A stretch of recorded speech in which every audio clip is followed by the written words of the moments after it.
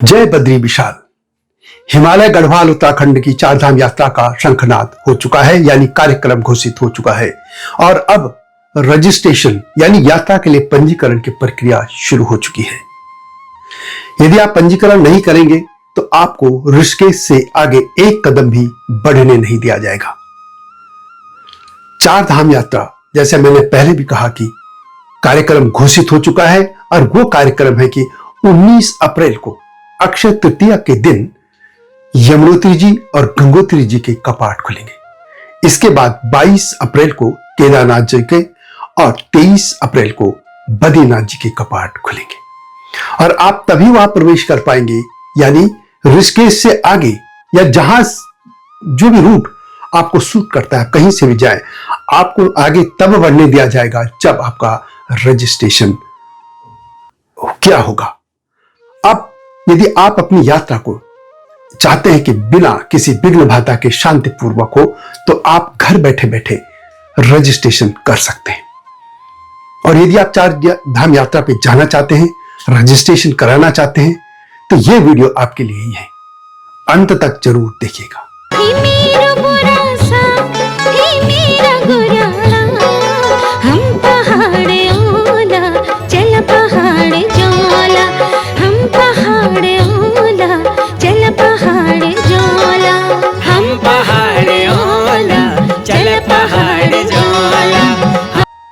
जय हिमालय, जय भारत। संसार भर में हिमालय लोग यूट्यूब चैनल देख रहे आप सभी का स्वागत है और मैं हूं भारत की राजधानी नई दिल्ली से डॉक्टर हरीश चंद्र लखेड़ा। जैसा कि मैंने प्रत्येक वीडियो में कहा है कि मैंने चार धाम यात्रा की जानकारी या उसके इतिहास, परंपरा आदि पर एक सीरीज शुरू की है। इस सीरीज को पूरा देखिएगा। यदि आप चार धाम यात्रा में जा रहे हैं तो आपको उस यात्रा के इतिहास, परंपरा आदि सभी का ज्ञान होना चाहिए। तो बात करते हैं पहले की चार धाम यात्रा के लिए पंजीकरण के लिए। उत्तराखंड सरकार ने इसके लिए 3-4 तरह के आपके सामने एक माध्यम रखे हैं जिससे आप रजिस्ट्रेशन कर सकते हैं। देवभूमि उत्तराखंड की पावन चार धाम यात्रा 2026 का शंखनाद हो चुका है। आप में से बहुत से भक्त बाबा केदार और बद्री विशाल के दर्शन की तैयारी कर रहे होंगे। यमुनोत्री, गंगोत्री समेत उत्तराखंड के पंचवटी, पंचकेदार, पंचप्रयाग सभी जगह जाना चाहते होंगे। लेकिन क्या आप जानते हैं कि सारे नियमों में काफी सख्ती की गई है, क्योंकि बहुत भीड़भाड़ होती है और उस भीड़ को नियंत्रित करने के लिए ये कदम जरूरी है। सबसे पहला तो है पंजीकरण यानी रजिस्ट्रेशन।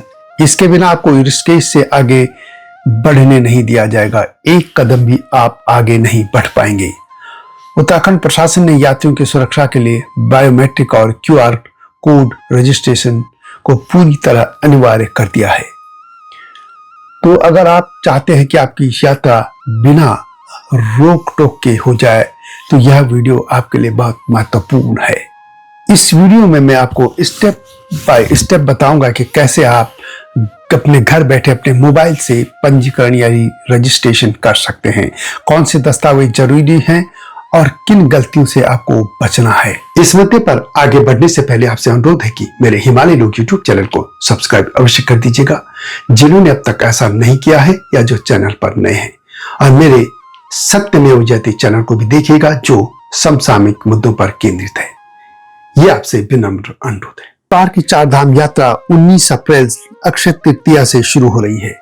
19 अप्रैल को यमुनोत्री और गंगोत्री के कपाट खुलेंगे, जबकि बाबा केदार यानी केदारनाथ धाम के कपाट 22 अप्रैल 2026 को सुबह 8 बजे तथा बद्री विशाल यानी बद्रीनाथ धाम में के कपाट 23 अप्रैल को सुबह 6:15 पर खुलेंगे।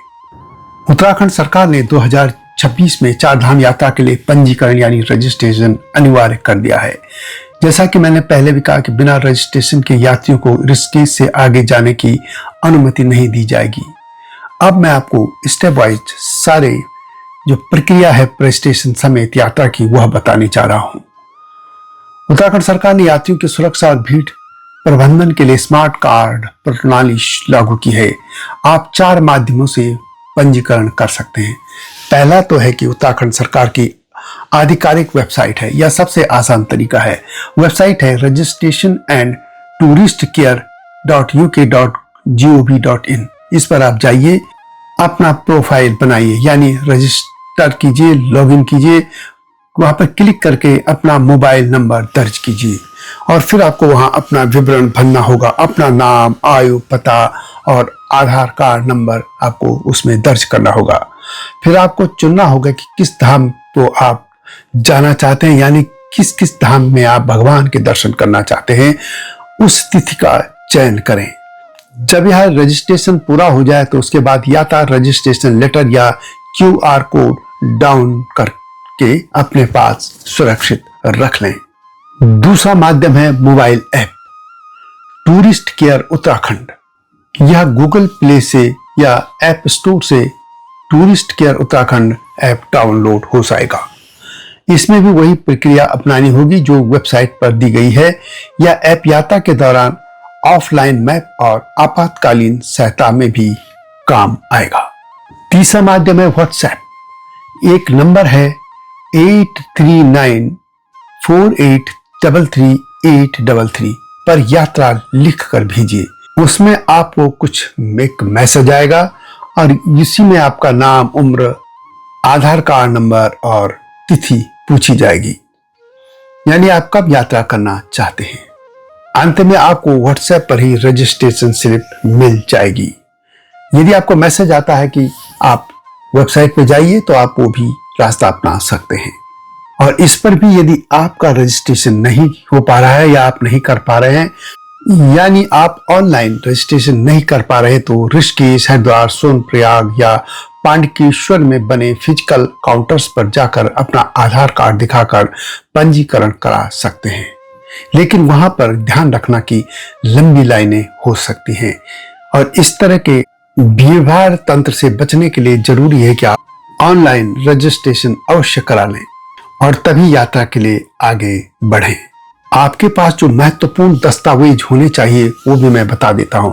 आपके पास या तो आधार कार्ड होना चाहिए या वोटर ID या पासपोर्ट, इनमें से कोई होना चाहिए। एक फोटो अवश्य रखिए, पासपोर्ट साइज फोटो अपलोड करने के लिए। इसी तरह यदि आप 50 साल की उम्र से अधिक के हैं तो इन यात्रियों के लिए केदारनाथ और यमुनोत्री की पैदल चढ़ाई से पहले स्वास्थ्य परीक्षण यानी मेडिकल चेकअप की सलाह दी जा सकती है या दी जाती है। रोजाना दर्शनार्थियों की संख्या सीमित होती है, इसलिए जितनी जल्दी हो सके अपना दर्शन का स्लॉट बुक करा सकते हैं। इस तरह आप इस वीडियो को देखकर हिमालय गढ़वाल की 4 धाम यात्रा के लिए अपना पंजीकरण यानी रजिस्ट्रेशन आसानी से करा सकते हैं। इसमें मैंने आपको वेबसाइट, मोबाइल ऐप और यहाँ तक कि व्हाट्सएप से भी पंजीकरण कराने का पूरा तरीका विस्तार से समझाया है। याद रखें, बिना रजिस्ट्रेशन स्लिप के आपको चेक पोस्ट से आगे नहीं जाने दिया जाएगा। अंत में एक बात कि हिमालय में आप जा रहे हैं, हिमालय की शरण में आप जा रहे हैं, तो हिमालय में आप जा रहे हैं तो आपका भी कर्तव्य है कि हिमालय को साफ सुथरा बनाए रखना। हिमालय जिंदा रहेगा तो तभी गंगा जमुना जिंदा रहेंगी, पहाड़ जिंदा रहेंगे, जंगल, पशु पक्षी सब जिंदा रहेंगे और तभी ये मैदानों में, चाहे गंगा जमुना के मैदान हो या मैं पूरी हिमालय की बात करूंगा, तो हिमालय की नदियां जिंदा रहेंगी। हिमालय जिंदा रहेगा, नदियां जिंदा रहेंगी तो ये सभ्यता जिंदा रहेगी, अन्यथा सब सरस्वती हो जाएंगी, रेगिस्तान हो जाएंगी, ये जो भी फसलों से लहलहाते खेत हैं। इसलिए आपको ये जरूर करना है कि यदि आप यात्रा पे जा रहे हैं तो हिमालय को भी बचाने की आपकी जिम्मेदारी है। जो भी आप कूड़ा करकट फैलाते हैं उसको वापस अपने साथ ले आइए, क्योंकि पिछली बार आपने खबर देखी होगी कि कितना टन कूड़ा वहां पैदा हुआ था। और इसके अलावा स्थानीय लोगों की परंपराओं का उनका भी मान रखेगा। तो आऊंगा इस तरीके के मुद्दों के साथ, यानी पूरी जानकारी के साथ नई वीडियो में। तब तक जय हिमालय, जय भारत। हिमालय पे पेड़ हो तो गीत गाएंगी नदियाँ, गीत गाएंगी नदियाँ। पेड़ों पे चिड़िया है तो गीत गाएंगी नदियाँ, पेड़ों पे चिड़िया है तो गीत गाएंगी नदियाँ। माँ की लोरी जैसे होते हैं नदियों के गीत।